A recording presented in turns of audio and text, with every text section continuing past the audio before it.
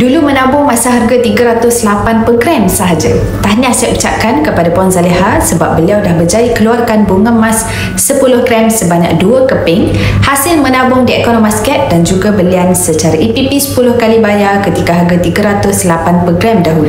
Sebab tu tuan-puan, dalam kita menabung emas, beli dulu baru tunggu, bukan tunggu dulu baru beli.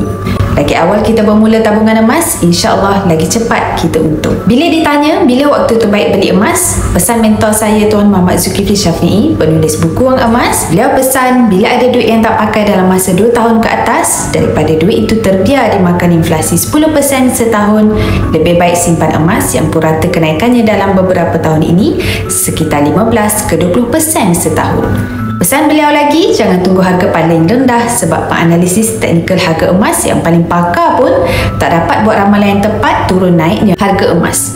Jadi nasihat saya, kalau tuan-puan ada duit yang tak pakai dalam masa 2 tahun, tuan-puan belilah emas, iaitu belilah emas fizikal.